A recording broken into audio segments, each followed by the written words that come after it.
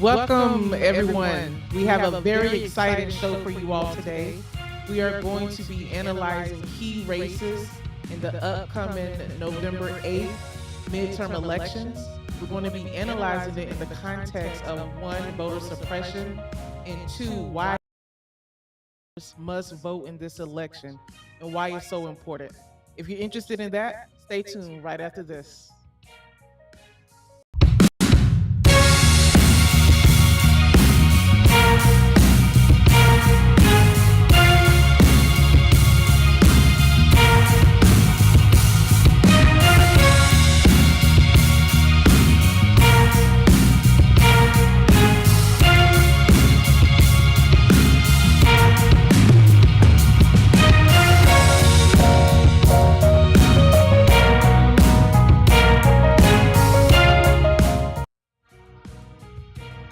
Welcome back, everybody. This is Attorney Chloe Corbett, aka the Duchess of Justice, and with me I have Attorney Augustus Corbett, aka the Minister of Justice. we are the Defiant Lawyers. As it says right there at the bottom, you're on this channel right here. We provide legal analysis of trending politics, policies, personalities, and pop culture to empower all of you all to defy this unjust legal system. And with that, we are so happy to be here today. We have a lot to discuss today. There's a big, huge, ginormous midterm election that's coming in the next few days, and it's going to have an impact on you, me, and all of us. So we're excited to talk about it. How are you, Dad? I am fabulous, Chloe. How about yourself? I'm doing well.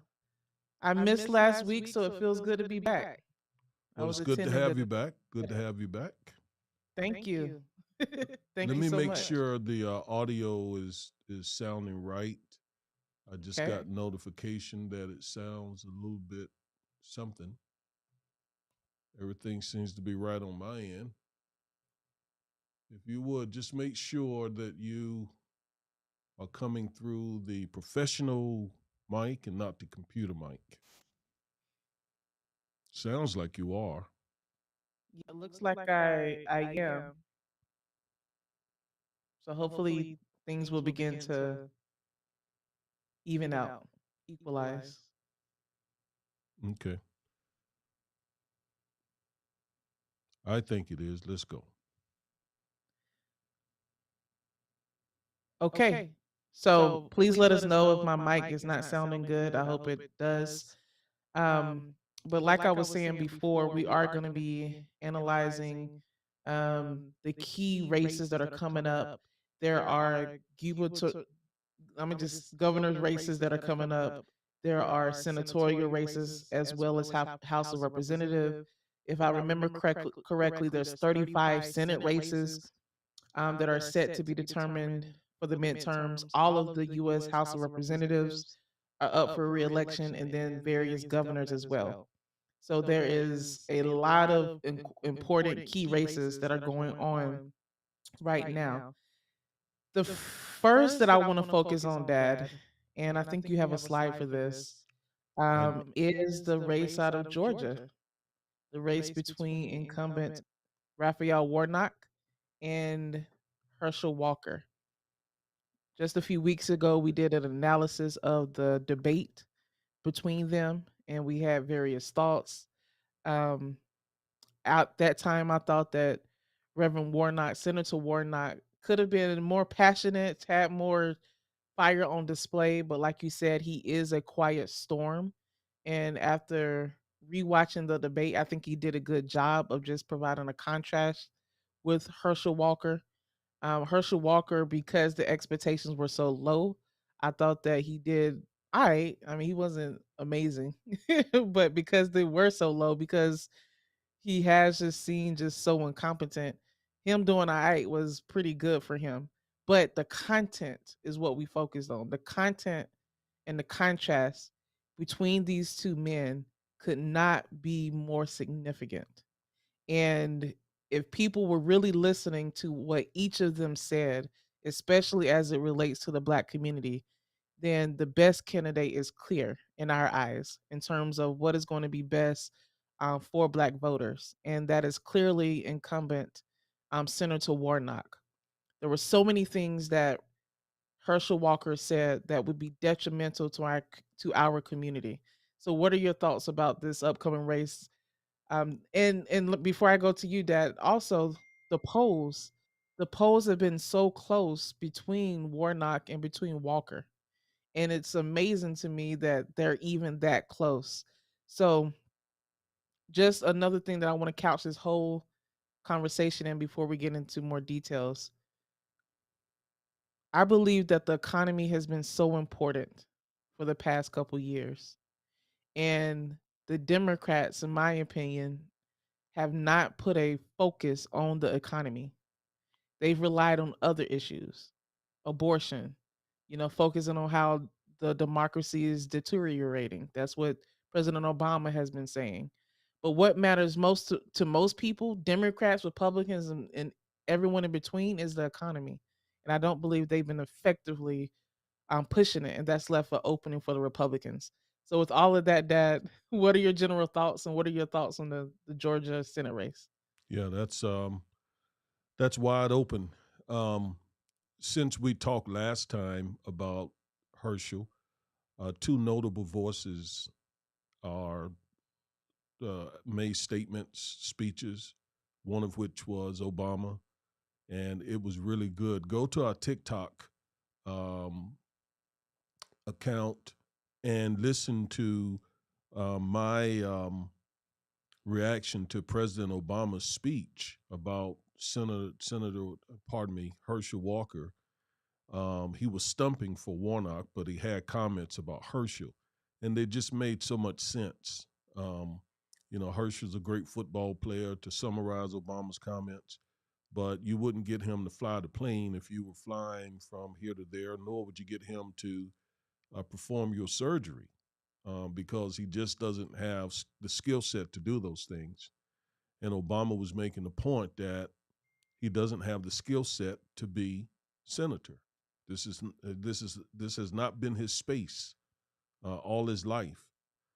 Um, and then, of course, Jamal Bryant, the pastor in Atlanta of New Birth Missionary Baptist Church, um, I think he was given a sermon at Morehouse College, and he said something. He said a few things that were very powerful, very scathing about Herschel.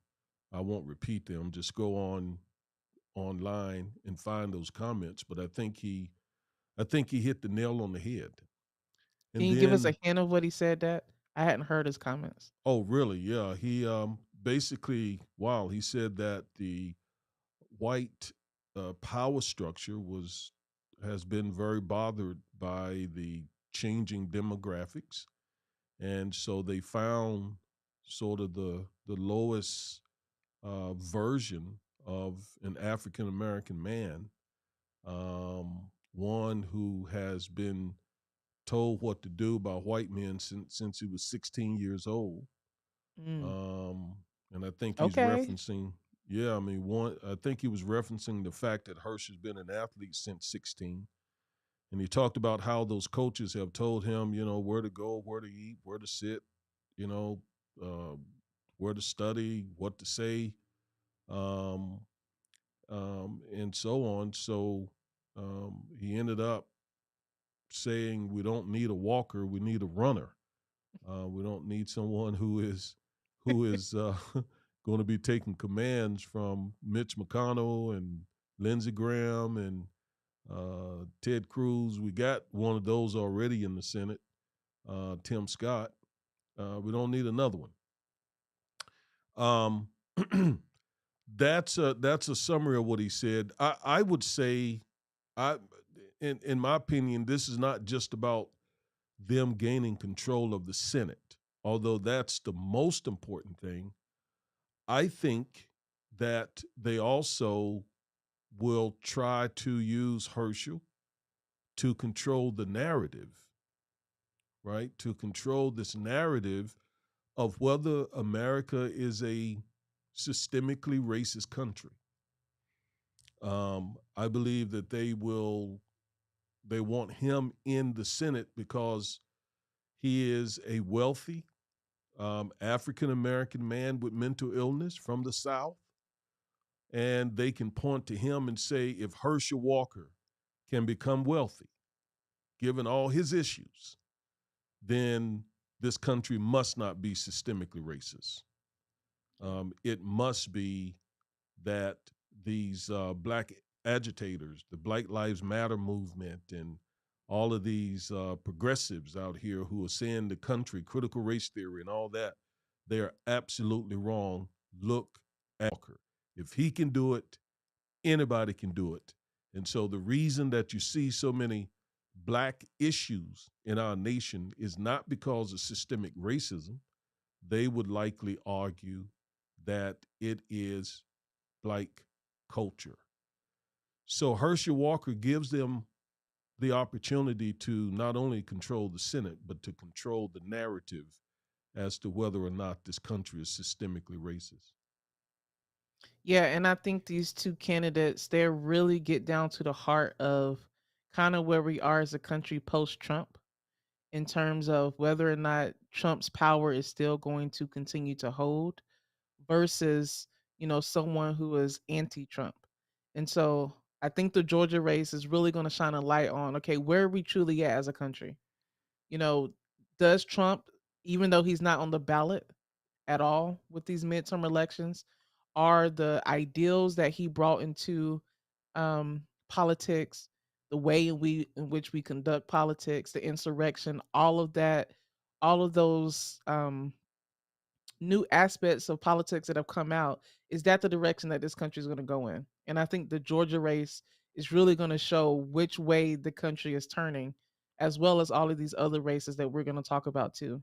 And the fact, like you said, that it's two black men at the forefront, and the fact that potentially the Republican Party, the Trumpites, they can use Herschel Walker kind of like they've done with Kanye to say, like, look, this you can be contrarian, even though being contrarian is not helping your community, but you don't have to be like everyone else. I think there's a lot of that that goes into a lot of the Candace Owens, the Kanye West, and the Herschel Walkers as well. So that's a good analysis. Um, and I would argue that Trump is still very much a big, huge part of the GOP. Herschel did affirm that um, Joe Biden won the election, um, but he is endorsed by Trump, and he has all those issues that Obama talked about, that Jamal Harrison Bryant talked about, and the rest of us talked about. Now, before we leave this race, let me just say what you said about the economy is not lost on me. I think you're absolutely right that people are really, really focused on inflation. I mean, I see it when your mom and I, we're empty nesters now. But when we spend a couple of $100s for groceries, man, we may get 5 or 6 bags of groceries. Yeah. Mm. And I can remember $200 would almost fill the kitchen up. But now, $200 don't of groceries should be, and we're just two people. So it just doesn't last. And, gas prices are coming down, and now the mortgage rates are up, the credit card interest rates are up, the interest rates to buy cars. It is a big issue. I think it was um, Carville. I forgot his first name. James. James Carville, who said it's the economy, stupid. Yeah.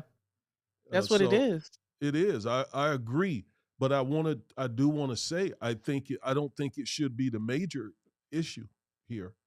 I think the major issue should be these people who are a danger to our democracy, these election deniers.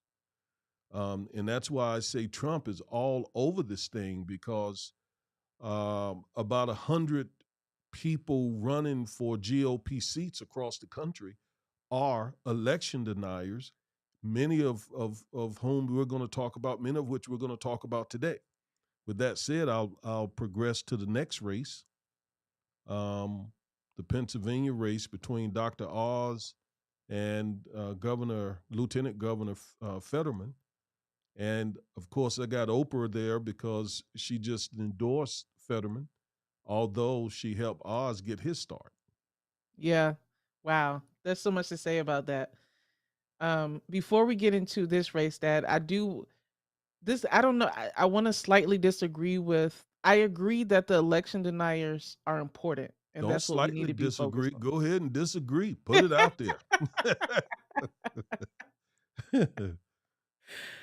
Okay, so I disagree that I no, I slightly disagree because I do agree that the election deniers and the politicians that agree with the election deniers is crumbling our democracy, and we must pay attention to that. I mean, that goes into the heart of what America is and the ideals that we're supposed to stand for. So I do think we need to focus on that. But in order for us to get candidates in who disagree with these election deniers and these insurrectionists and the white supremacists, we need to be focusing on the economy because unfortunately a lot of Americans could care less about the quality of our democracy or who denied the election results and all of that. What they care about is just what you listed before, inflation. I can barely put food on my table.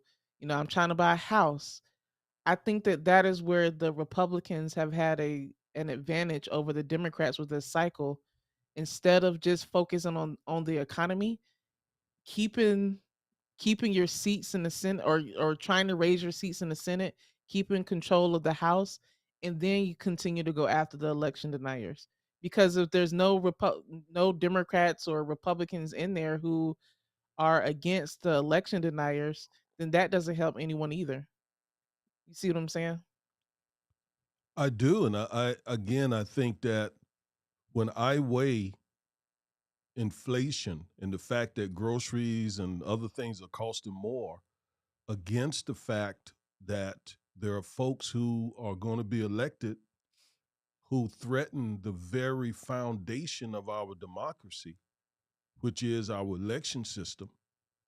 When I think about the fact that since Trump has lost the election, since he lost the election, these folks are all over the country implementing voter suppression laws, many of which will play a huge impact even in the 2022 elections. My thinking is we could have the best economy, gas prices could be very low, food prices low, but if you got folks who are hitting at the very root of our country, which is this notion of a peaceful transition of power um, after a legitimate election, the very core of our country is at risk. For me, that is more important than inflation. Although, as I expressed earlier, inflation is really, really, really important. Yeah, yeah. I mean, they're both important. They're both issues that need to be focused on, and I just feel like the Democrats need to get better messaging if they want to keep control of the House, get a couple seats in the Senate, and win some of these governor races too. But speaking of the Pennsylvania candidates, Lieutenant Governor Fetterman, he was doing excellent. I felt like I've kind of watched this race as it's gone through its course. He was running a really well crafted, on point, on message campaign for a majority of the campaign.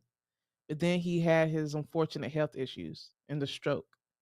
And that stroke has affected his ability to communicate. Apparently, he understands everything, but his ability to communicate has been affected. And if you watch the polls, in my opinion, unfortunately, that has leveled out the playing field. And the last poll I saw, Dr. Oz is now, just a couple points ahead of Fetterman. Which, if you had said this 6 months ago, most people would have been shocked because Fetterman was hitting Dr. Oz hard on not even being from Pennsylvania. I think he has a multi-million-dollar mansion in New Jersey. He's never really lived in Pennsylvania. Fetterman is from Pennsylvania. He was speaking to Pennsylvania voters, but because of the stroke, now Fetterman is trailing a couple points behind. Maybe the Oprah endorsement would help Fetterman. I don't know though, because I feel like a lot of people may think it's disingenuous of Oprah to now come out and support Fetterman when all your years on your show you promoted Dr. Oz. You know, he had his own television show. It was so many articles were written about him um, supporting all of these kind of quacky medical medical experiments and stuff. So I don't know if the Oprah endorsement would help. What do you think? I wow. Um, yeah, I think Fetterman has some issues with his health, Yeah. like you said. Um, but he provided a letter from his doctor, reportedly, who said that he was fit for duty, that he could do the job despite having a stroke. And he seems to have rebounded very well from the stroke. A lot of times, strokes leave people debilitated. But he's able to stand up there and debate, maybe, slow on some words or what have you. But he has done very well in his progression back from that stroke. So I think physically he's capable. Oprah's endorsement, um, I don't know. I don't know if it. I don't know how well it will. I think it will help Letterman, obviously Fetterman. Pardon me. Um, I was thinking of David Letterman for some reason, but Fetterman, and the fact that she helped Oz come up, and now is not endorsing him. That says a lot. That says a lot. And then, some folks could say, well, look, Oprah has helped, two white dudes that we know, Oz and what's his name? The other guy, Fetterman. no, the other guy that helped her, Oprah Oh, presented Dr. on her, Phil. Phil McGraw, yes. Um, and I don't know why she hasn't helped a whole lot of black guys like that. Maybe with the exception of Tyler Perry. Yeah. But yeah, she has helped these guys, and then it turns out that these guys are, part of the GOP. Um, but I think it may help some. I think he'll probably carry that state. To be honest with you, Oz is not even from Pennsylvania, is my understanding. My understanding, he went to the University of Penn, but he's not originally from the state of Pennsylvania. I think some folks may hold that against him.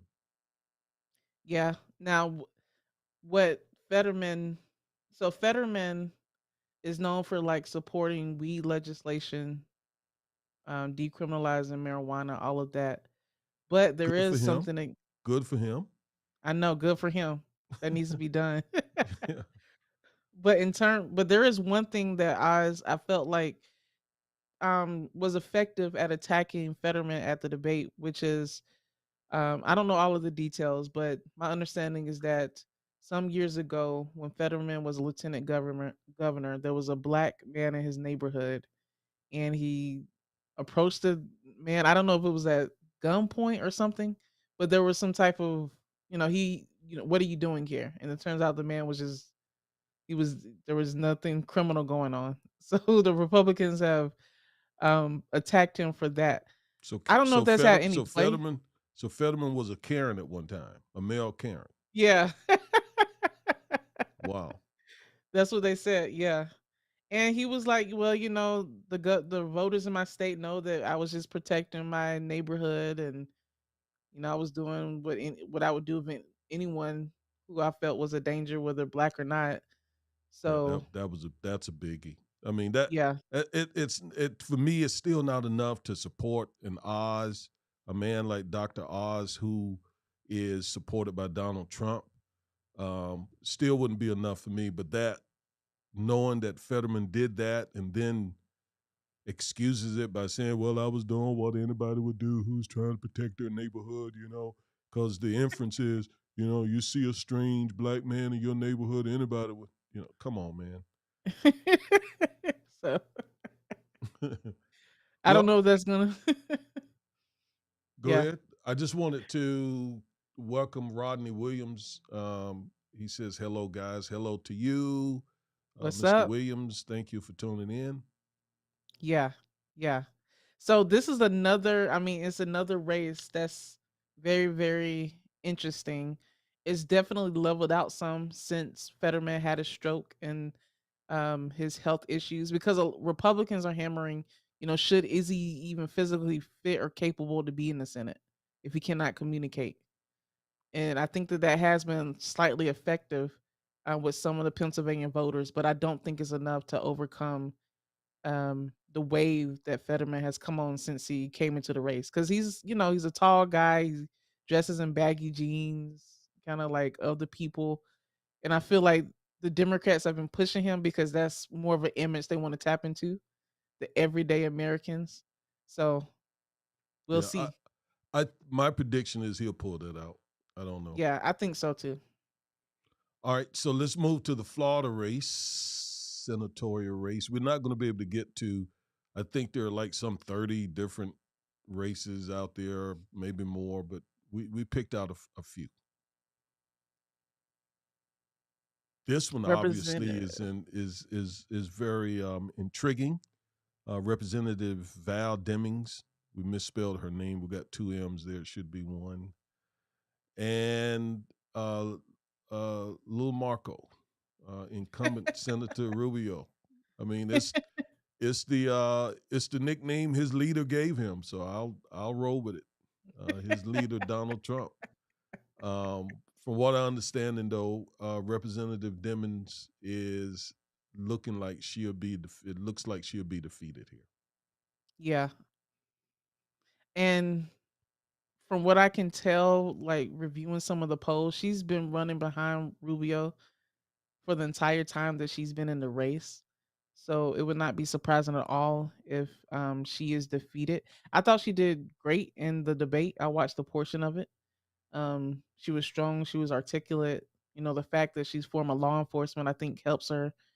I remember her standing up to some representative at a hearing that happened a couple years ago. I thought that that was good, but for whatever reason, she hasn't taken hold in Florida. I think is one because there's a lot of Hispanic voters in Florida that are conservative. The Cubans and other Hispanics out there. Um, and Rubio is conservative and Hispanic. And again, I feel like I have not heard her focus enough on the economy from what she's been saying. Again, I think if the Democrats want to stay in office and continue to seek out the election deniers, they need to focus on the economy. That's what most people care about. And I haven't heard her talk about it. Not saying she hasn't, but it hasn't, at least the media hasn't focused on it whenever I've seen them cover her. Yeah, she is definitely a force to be reckoned with. Yeah. I think she was police chief down in Miami, and any woman who can stand in those shoes and command a police department of predominantly men, white men at that, um, she that says a lot. That says a lot. And yes, I did see her during the first Trump impeachment hearings, and she handled herself very, very, very well, very well. Yeah. So I think she would make a great senator. But I think for the reasons you point out, Chloe, the economy, the fact that South Florida, especially, is controlled by Cuban conservative Latinos, and that's exactly who Marco Rubio is. So it was a uphill battle from the beginning, in my opinion. I agree. I mean, it was an uphill battle. It's and especially as senator, with the representative with her district, it seems like that's more blue. Kind of when you get more up to central and northern Florida. Um, but with the significant conservative Latino community down in Florida, I think it would be hard to win a Senate race out of Florida as a Democrat and a black female Democrat. And then we talked about at our last show how some black men are expressing they're not supporting black female candidates. So I'm sure maybe some of that comes into play as well. Not one black man better ever say that to me, that Yeah. they're not supporting a black woman, not supporting the sister for whatever reason, unless it's some sort of, principled moral reason that they have, like they may disagree with the woman's position on this or that. That's one thing. But to say I'm just not supporting that sister, not one brother better not say that to me. I'm gonna have his head if he does. Straight up. Now, with these three races that we talked about, especially Georgia, well, Georgia and Florida, do you think black voters are going to show up and show out? From what I'm hearing, it's a great question. Thank you for asking that, because from what I'm hearing, the answer is no.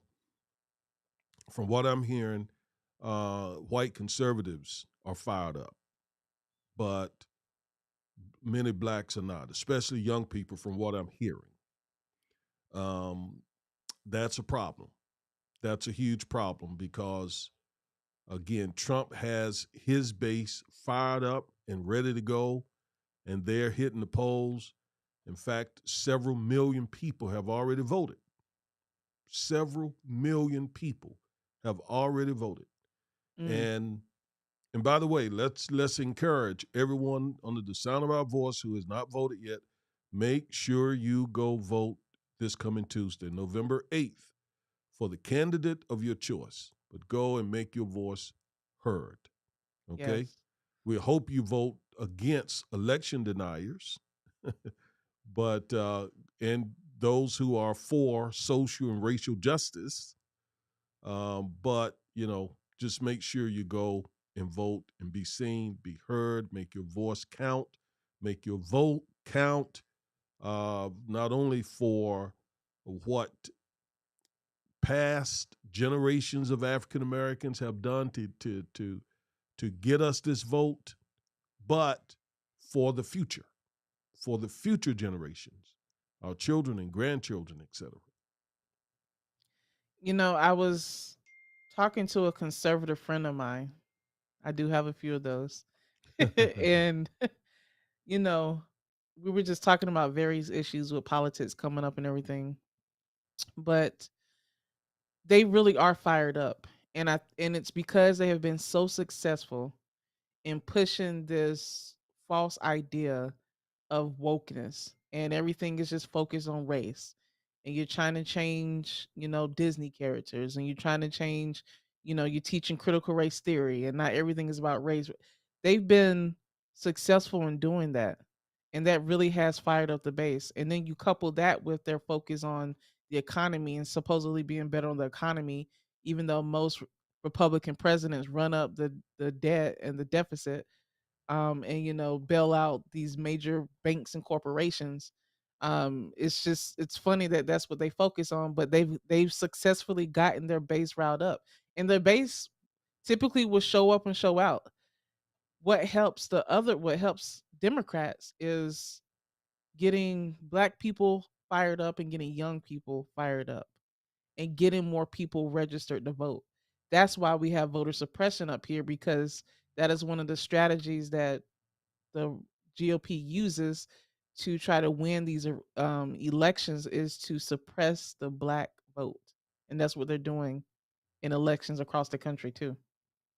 Well, your mother sent us a message, sort of correcting me that there is a lot of energy amongst black voters, especially in Georgia. She says that a lot of the young people are getting out. Um, I suppose the message is getting through to them that, Herschel has his own optics that just really is really. I want to be respectful. I don't want to be disrespectful or mean spirited in what I have to say about Herschel. But gosh, the wow, Yeah. and especially when you compare him, when you put him beside Raphael Warnock, who is this Morehouse graduate, this pastor, this eloquent person who has some issues, in all fairness, had some issues, but uh, light years ahead of Herschel Walker, light years ahead of Herschel Walker. So I think the message is getting out. And from what I'm being told here by your mother, my wife, um, no, there is some energy in Georgia, and let's not underestimate the black electorate. Yep. Um, right? I mean, if it wasn't for black voters getting out in record numbers, there would not have been an Obama 1 and 2. There would not have there wouldn't Joe Biden wouldn't be in office, and we wouldn't At now all. have a exactly wouldn't have a black female vice president and SCOTUS justice. So, and that's because of black voter turnout. Listen to me, folks. Elections have consequences. And you all standing out there in those lines, although you shouldn't have to. In other words, voting should be very easy, but they've put all kinds of voter suppression measures in place to make it difficult, hoping that you're going to say, you know what, forget it. This doesn't really work anyway. I'm not going out and standing in that line. I'm not going to waste my time.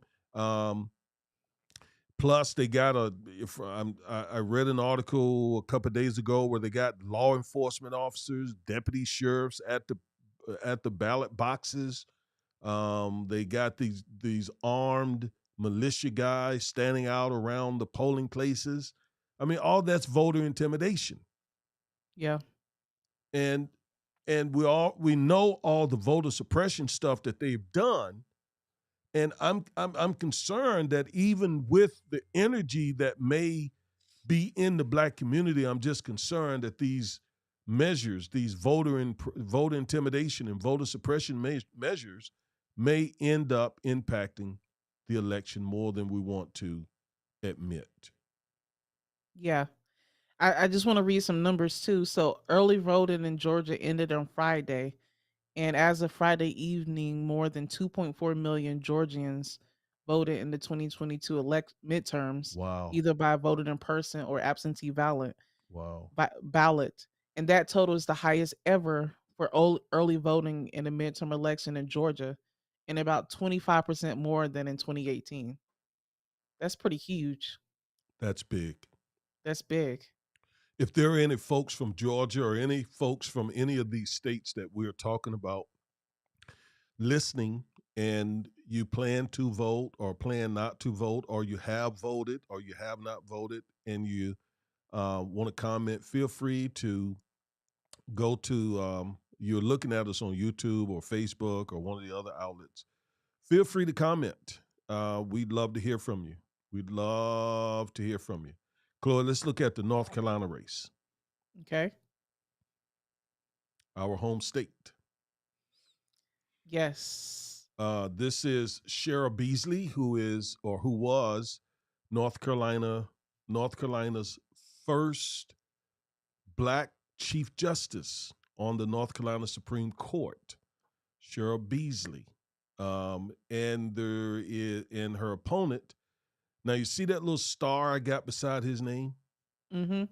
He's an election denier. That's why I have that there. He's one of these Mm. folks who who basically embraces the big lie and says that Joe Biden was not or is not in fact, I believe this guy voted against certifying the 2020 election.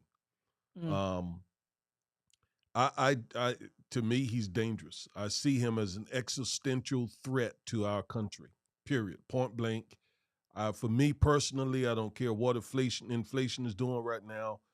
This guy, people like that are a threat to the foundation of this country. Now, very quickly, Cheryl Beasley, this race seems to be real quiet.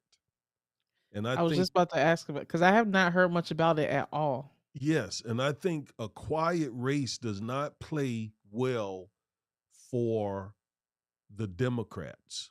I Yeah. believe the Democrats, Justice Beasley, former Justice Beasley, uh, I believe they got to get out and make noise and get folks fired up and get folks to the polls.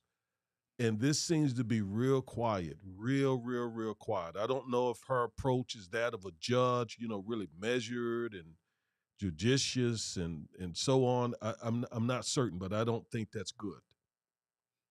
Yeah, I'm looking at some polling here. So from October 5th, it was neck and neck in October 5th.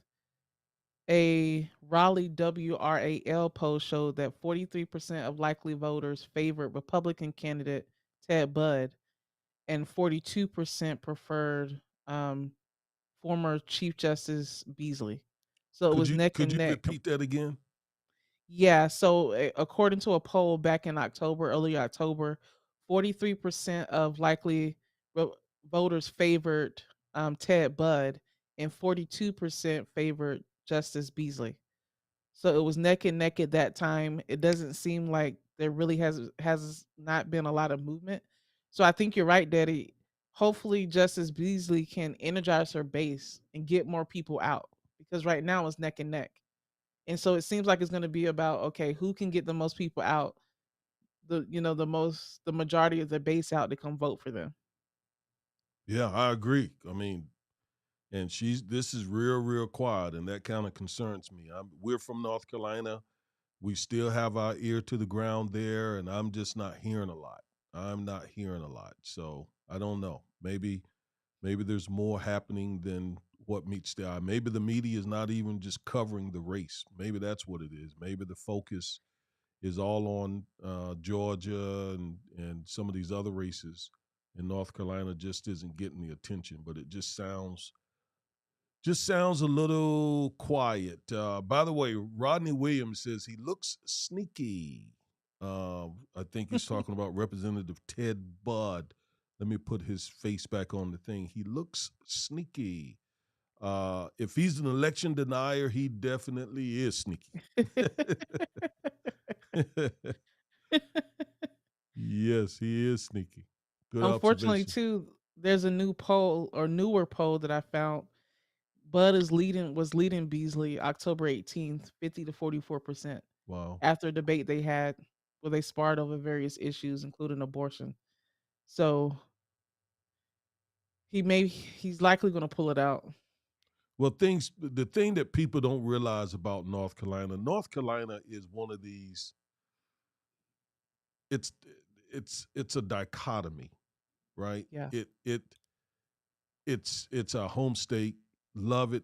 On one end of North Carolina, you got the beach. On the other end, you have the mountains. In the middle, you got sort of the sand, a lot of sand, a lot of tobacco fields, cornfields, all that. You got the three great cities there: Charlotte, Greensboro, Raleigh, Durham, the Research Triangle Park area. A lot of people have moved from up north to Yes. come to Carolina. A lot of folks moved to the cold North Carolina coast, the Wilmington, Wrightsville Beach area, Southport, these other places to retire. So it's a great state. It's a happening state. I love the state. Oh, do I love the state? But it is sort of a dichotomy. I mean, we had Senator Jesse Helms as our senator for 25 to 30 years, one of the biggest races ever. And we could not get rid of that man. I remember when Harvey Gantt, a black man from Charlotte, ran against Jesse Helms and couldn't beat him. Um, but then at the same time, North Carolina has had many Democrat governors. So it's like, whoa, wait a minute. So it's not like here in Texas where the GOP controls it all. North Carolina, it again just seems to be sort of there seems to be a dichotomy, sort of oxymoronic. Yeah. Yeah, because North Carolina's popping now. Charlotte is getting huge. Just like you said, the Research Triangle, the coast. There's a lot of people moving from up north, just like you said. But then you have the country folk too, like some of our people. So you're going if you go to North Carolina, you'll get a little bit of everything. Yeah. It's definitely a melting pot, On like America. on the west part of the state, you have a lot of those. That's where the conservatives are. Yeah, And throughout, don't misunderstand me, and throughout the east, the southeast, all over the state, but they're really concentrated in the Smoky Mountain area of North Carolina. yeah, yep. Okay, you want to move to the next one? Let's go. All right, I am not familiar with this race very much, Chloe. This is Nevada.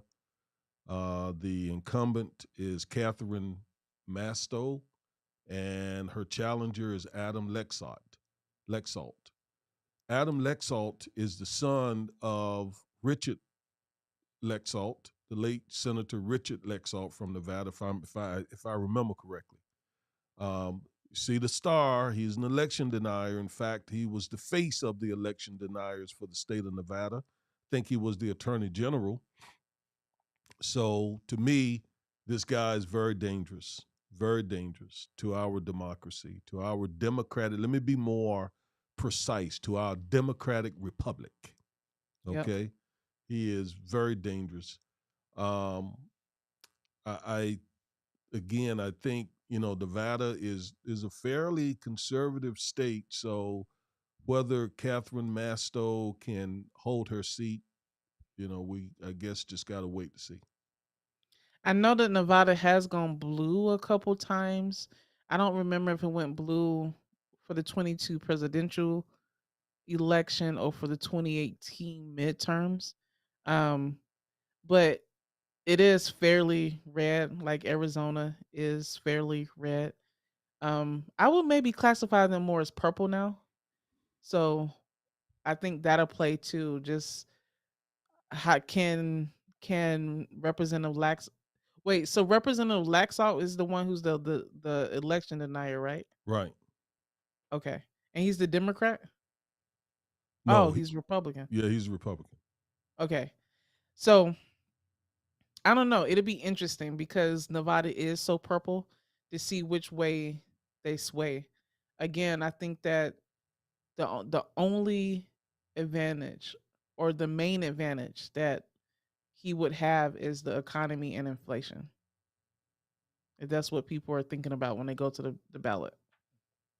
Well, thank you for keep bringing us back to that because I mean,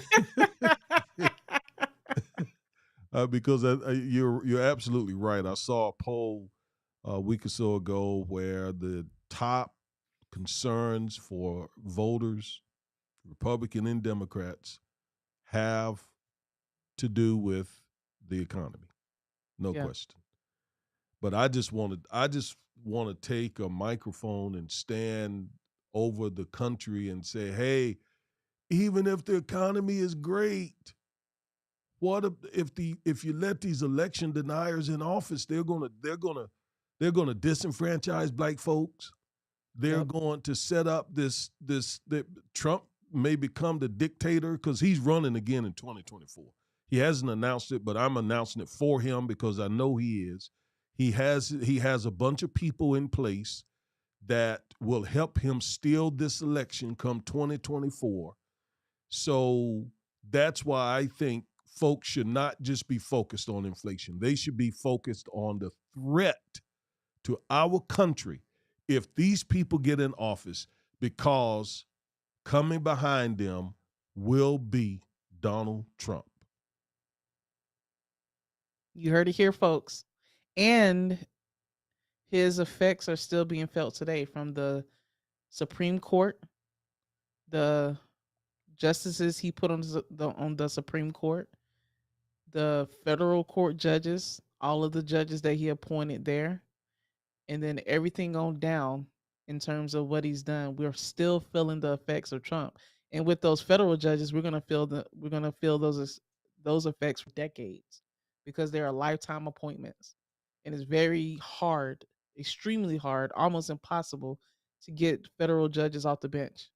So they're going to be making rulings that affect us every single day and month and year. So we will be continue to feel the Trump effect. That's right. Now, Rodney Williams asked a very important question, very good question. He asks, what do you think a candidate can do about inflation? I'm wondering how things go up in the first place. What can a candidate do about inflation and why things increase in the first place? I'm not an economist, but I can stab at this and then Chloe, you You can, take the first step. okay. I was going to say, and then you can come back and correct me. No. um, so a lot of the inflation just really arose as a result of the pandemic, right? I mean, we had 2 years where the country was initially just sort of shut down, um, and um, and then another year where it was semi shut down, and not just the country but the world. And so all the markets of the world, all of the um, the manufacturers were not able to manufacture uh, normally. Home builders were not able to build homes. Um, People were not able to grow their crops. Food prices began to increase. Trucking companies were not able to transport folks' goods. All of that just played a serious impact on our economy. Inflation usually, and then on top of that, um, the government did things to try to help folks out during this time, which made money more accessible, right, through the pandemic relief bills that Congress enacted. And when the economy is infused with money like that, it drives up prices. The people who own the products, they say, "Hey, there's a lot of money circulating. I'm going to increase my prices.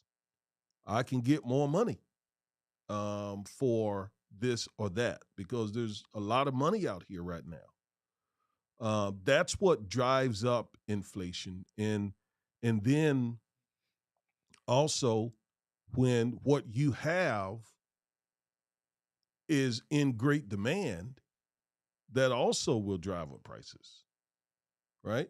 If everybody is trying to buy your product, then this is capitalism. What are you going to do?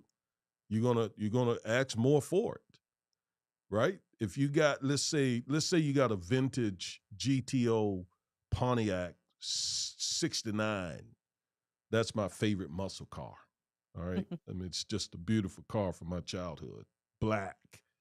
And you've, just really rebuilt that thing. And it's sitting out, and you've had 50 people stop by who are interested in buying that thing.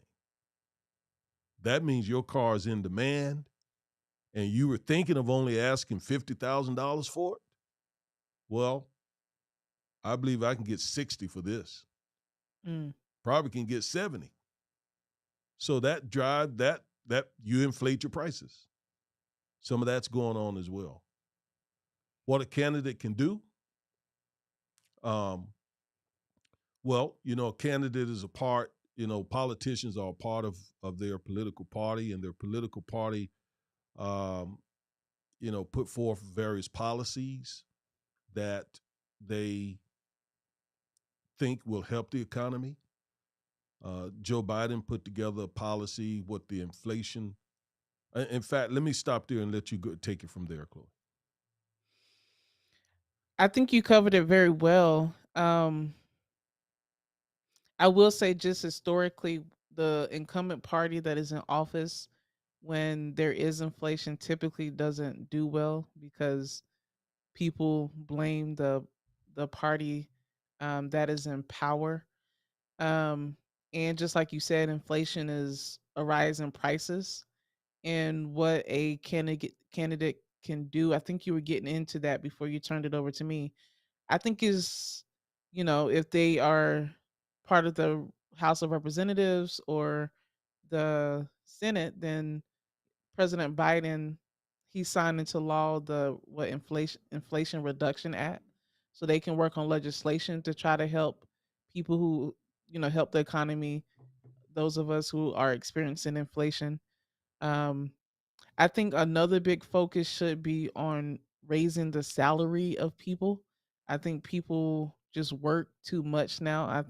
I'm for one unions and then two raising people's salaries to be comparable to the amount of output that they put in their work. Because if people have more money to spend, then the rise in prices will not affect us as much. But again, I'm not an economist either. I haven't studied this in detail, but those are just my suggestions. Well, again, let's keep in mind that inflation is when prices are inflated because of the easy accessibility of money. Yeah, And so that's true. that's why the feds are increasing interest rates, I mean, at a record pace, you know, basically.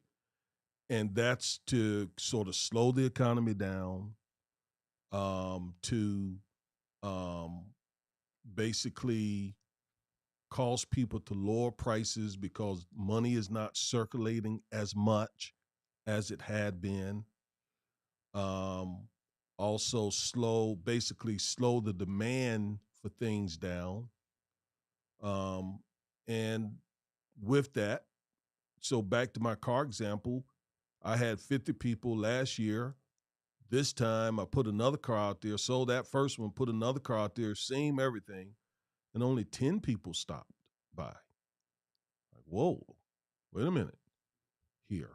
Um, so instead of 50,000, instead of me starting at 50 and increasing it to 60, maybe 70, I'm going to lower it to 40, maybe even 30. I'm going to deflate my prices because the demand is down, right? So each party tends to approach that different. What the Democrats tend to do is um, what Joe Biden did. Kind of focus on taxing more people, especially corporate folks, the rich folks. Just what just what Biden did, and just not enough though for Bernie Sanders. He wanted even more of an increase in taxes. Whereas the Republicans tend to want to reduce taxes, especially on the rich, right? Their thinking is you reduce taxes on the rich, then the rich will pass those savings along to working people. No, doesn't happen. Okay, they don't. They hoard that money. They don't do that. They don't pass the savings on to the general population. They just put that money in their pocket, right? Um, so it sort of depends on which political party is in control as to how they will approach reducing inflation. Again, we're not economists, but that's my best stab at it. I think that was great. I think that was excellent. And Mama, she wrote a comment about inflation too. I think that she asked Where's it us to at? read. I didn't see it. I don't see it either. Okay. Um, I'd be happy to read it, but I don't see it. Tony, if you can put it somewhere else, because I don't see it here. All right, let's move to the next one until she gets that to us. The next race, this is a very interesting race right here, Chloe. The Wisconsin senatorial race, incumbent Ron Johnson, who's an election denier and just a plain idiot. Okay. He's the guy who said, I really wasn't concerned about the January 6th uprising when they were running all over the Capitol building wanting to lynch Mike Pence and kill Nancy Pelosi because those were good Americans. But I would have been concerned if they were Black Lives Matter or if they were Antifa. Those people are bad people. But those folks who killed 5 police officers and did a whole lot of other injured a whole lot of other people, and so those are good Americans. What an idiot! I watched the debate between them or a portion of it, and Yeah. that's exactly the tone he was taking.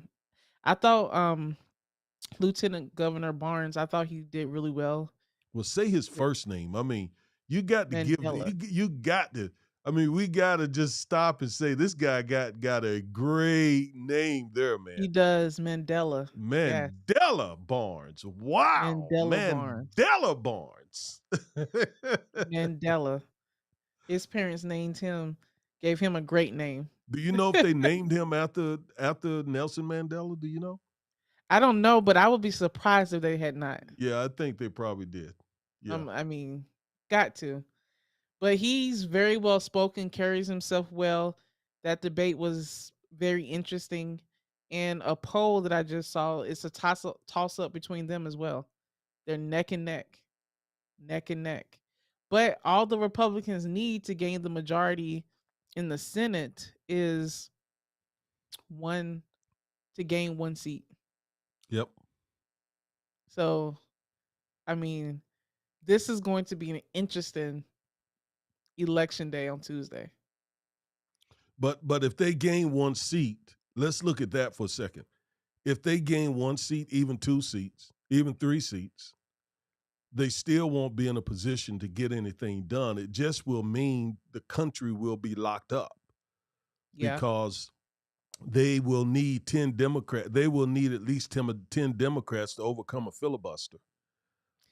And Joe Biden, you know, just may veto anything they try to do. So what it will mean is the last couple of years, we won't see any meaningful legislation, basically. What if they gain the House and the Senate? Um, e- Which could e- happen. it could happen, but even then, if they gain a number of seats in the Senate, they still would need 10 Democrats, which is possible, right? I mean, there may be enough conservative Democrats to go along with them on some things. I don't know. But Yeah. they would need 10 Democrats to overcome a filibuster. Uh, and the House, so that would stop any legislation right there by itself. And people are predicting, the political scientists are predicting that they will carry the House. I don't know. Well, it'll stop Joe Biden from passing any of his agenda as well. That's right. So it, yeah, wow. Mama said her comment is that price gouging is a huge contributor to inflation. Companies have 70-year high profits. All Republicans voted against holding companies accountable for price gouging. There's global inflation and supply chain issues. Yeah. Thank you, Ma. Thank you, sweetheart, so much. Thank you, thank you for reminding us of that because it is a huge issue. I saw where the big oil companies have made record profits Yep. off the backs of Americans. When the gas the gas prices where they are right now, they have made tens and tens of billions of dollars in profits above what they usually would make because of price gouging. Mm. So thank you so much for bringing that to our attention.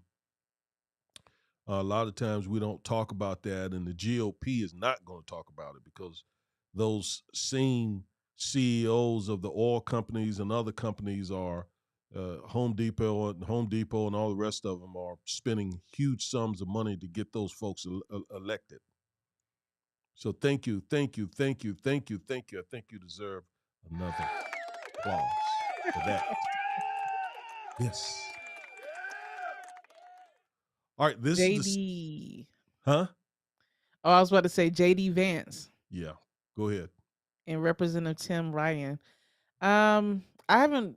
I've looked into this race, but not. I haven't kept too much with it. Me But neither. JD Vance is a Trump Republican, typical. Um, I know I saw a poll Well, where he he's he did he did oppose Trump uh, there early on, but he oh, he switched did? course. He Yeah, switched? he had some things to say, but he knew he couldn't win this race without Trump's endorsement and his people, so he kind of flip flopped. Yeah, well, he's now leading that race by about 8 points, according to, a survey from Emerson College.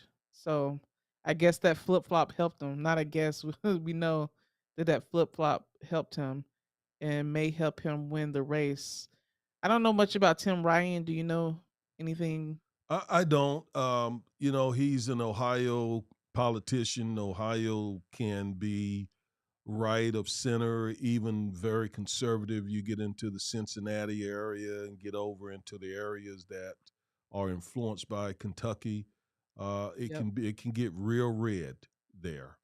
Yeah. Um, but um, it's not flaming hot red, but parts of it can be very red. So Tim Ryan has to play to that crowd of people, so you tend to see him being more moderate on things.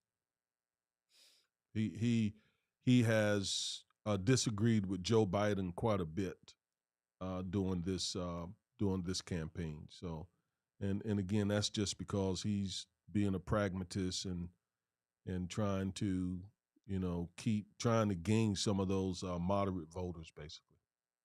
Yeah, which is what he has to do. So we'll Exactly. see if that's enough. Okay, so you want to go to the next one? In the interest of time, this brings us to the governor's races. There are three that we want to talk about here. There's one we left off, but there are three big ones. First is our home state here, um, challenger Beto O'Rourke and Governor Greg Abbott, who is also an election denier. This state here, the Texas is just something. I mean, really, between Greg Abbott, Ken Paxton, and who's the lieutenant governor? What's his name? um, I see his face. Pa- Patrick Didn't you already say Dan Paxton. Patrick? I said Paxton. Ken, Oh, Dan Patrick. Yeah, yeah, Dan Patrick, Paxton, and Greg Abbott, yeah.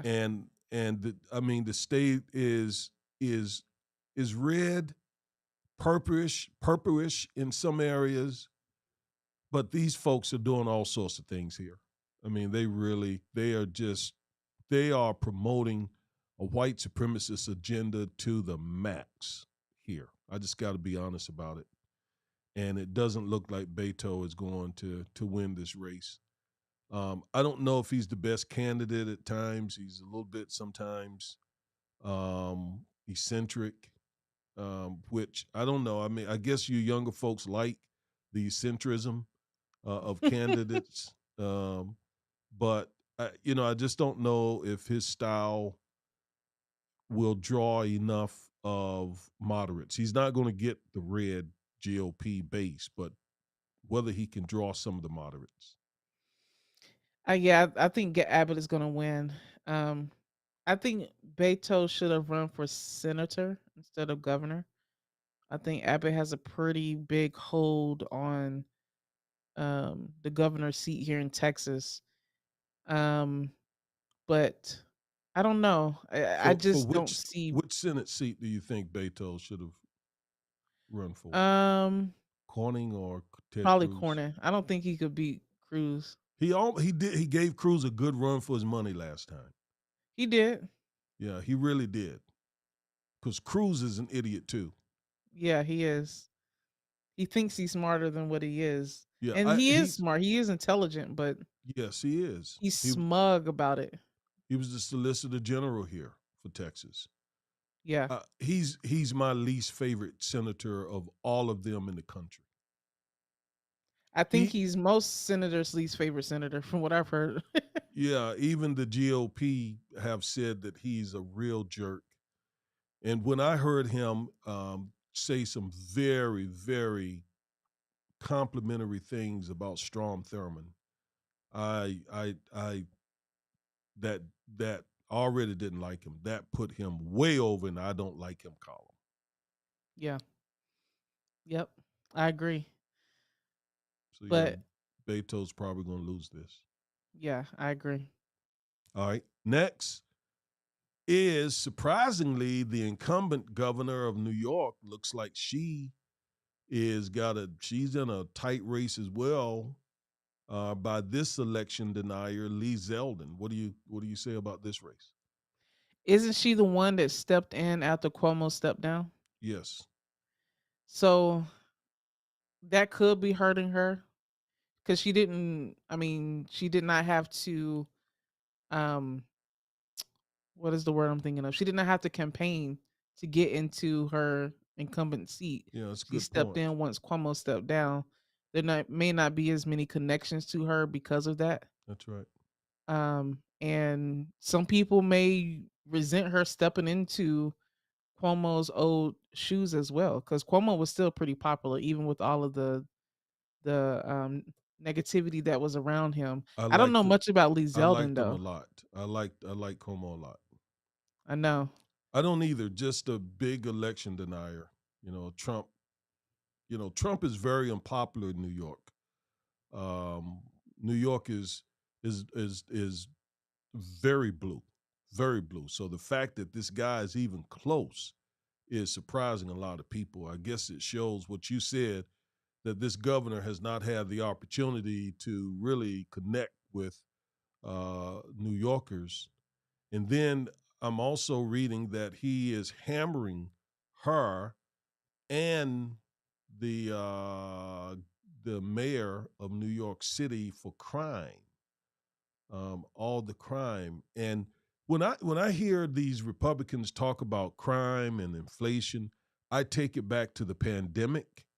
And when I think back to the pandemic, I think about the guy who was in the office during the early stages of this pandemic and completely mishandled it. And that's Donald Trump.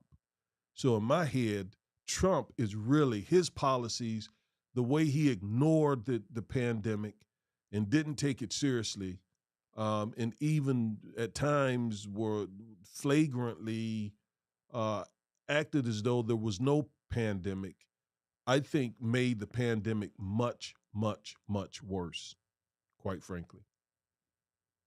And that's what I mean, that's what the Democrats should be hammering on about, but they don't.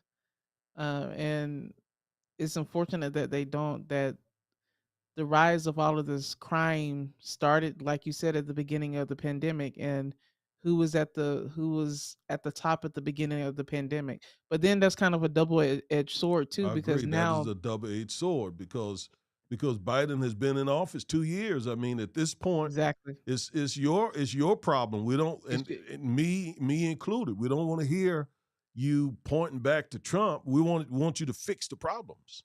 yeah, that's true. And I mean, from what I've seen too, these more liberal cities, they're wanting to take a tougher stance on crime as well. Out of San Francisco, you had that district attorney who was very, very liberal and seen as very soft in crime. They booted him out a few months ago. It seems like the same thing may be happening in New York, even though you have these very liberal, progressive cities. Because of the rise in crime, they're booting out the super, super liberal politicians that seem to be soft on crime. Well, Eric Adams is not soft on crime. I mean, he's a former police officer, and um, I mean, he started out talking about implementing some of the very controversial policies of Michael Bloomberg and even Giuliani, which got him a lot of pushback from the progressives in the city.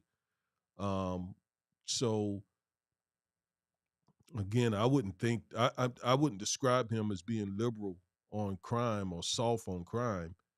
And there again, the GOP is masterful at taking these issues and making boogeymen out of these issues. CRT completely uh, grotesquely misrepresented what critical race theory is, uh, being woke, the crime problem. You know, Obama said, and it, the Democrats just are not good at getting out their message that crime rose not just for the last 2 years, but crime rose during the complete 4 years of Donald Trump. But you don't Yeah. hear that. You don't hear them saying that. So they take the issues that Trump caused and then they use them against Biden. And it's for what you and I just agreed on, that Biden cannot just point the finger at Trump. He's been in office 2 years. You got to solve these problems. And it shouldn't, the Democrats should not feel like, okay, if we appear tough on crime, we'll lose the black community, because we don't want crime in our communities either. We want to make sure police officers are held accountable, and that police officers do not continue to murder black people. But we don't want crime in our communities at all. We're the victims So of it. exactly, exactly. So they need to do better, and they need to do better, not just focusing on these liberal middle to upper class communities, but poor communities as well. So All right. Very good. Claude, that brings us to what just happened. I don't know, but that brings us to our final race that we wanted to comment on. And this is the race for the governor of Pennsylvania, for the Commonwealth, not the state, Commonwealth of Pennsylvania. Josh Shapiro, as well as Republican Doug Mastriana, who is a huge election denier. And there is a picture out there of this guy in blackface. No, in a Confederate flag. I mean, in mm, a Confederate uniform. mm. So he has issues, obviously, these racial issues. And yet he stands poised to become the next governor of the great Commonwealth of Pennsylvania. Just another reflection of the state of our country and the state of politics in our country. That type of candidate, that type of man, can become the governor of a commonwealth or a state in our country. That's where we're at. And I also want to point out too that there are so many local elections that are having a severe negative effect on the black community. A lot of the Republican strategy has been focusing on school boards, city councils, Chloe, other local let me elections. just interrupt you as we come to a close. And here's what I want you to save what you're about to say to address this last topic that we want to address. And that is, I want both of us to take a couple minutes each and state why, and you were just getting into that, state why blacks must vote in this come Tuesday on because of the local politics, statewide politics, and national politics. You go, then I'll go, and we'll close out the show. So black people need to vote in this midterm election because the people who are in office are going to be making decisions, writing laws, putting policies in place that directly affect us. And it's not just about whether or not this is you agree with the person's politics in terms of right versus left. This is about what is going to be detrimental to our community. And there are a lot of candidates that are actively trying to erase our community and keep us and go back to where this country brought us at the very beginning, whether it be in terms of voter suppression that is adversely affecting us, the economy that is adversely affecting us, police brutality, health issues. All of these issues are affecting us and our children. And we need to make sure our voices are heard. So many black people died for us to be able to vote and to make our voices heard and to be a part of this um, nation and democracy. So we need to honor them with our vote, no matter which way you vote, and realize that your voting matters and it will have a direct impact on you and your family.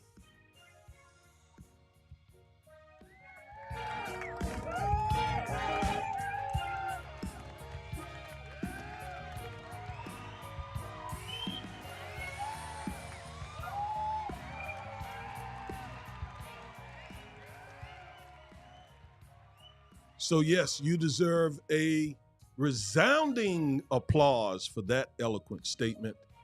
And it's so powerful. I don't have anything to add to that. I mean, I don't have anything to add to that. Ditto everything you just said. So, listen, we enjoyed the show today. You all, please get out and vote. Get out and vote. Get out for every reason that Chloe gave and make your voice heard, make your presence felt. Um, don't sit back and let these folks just do what they want to do to us. We gotta, the ancestors who went before us, the generations before us, they knew how important it was to vote, how important it was to vote, and so did our enemies, and that's why they fought us tooth and nail and are still fighting us. And we cannot just sit back home and just not vote. We just can't. We got to get out there. So, for every reason that Chloe gave, please go vote. Thank you, Rodney Williams, for joining us. He said, great show as always. Thank you so Appreciate it. much. Thank you so much. We really enjoyed it. We really love our rebel community. We are wanting it to grow and grow and grow and grow because we don't believe there's any better show on YouTube than the Defiant Lawyers. We bring it every week, every week, every week, every week, every week, every week, every week. Do we not, Chloe?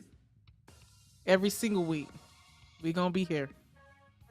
That's right. So, yeah, we're happy about it. Let's see here.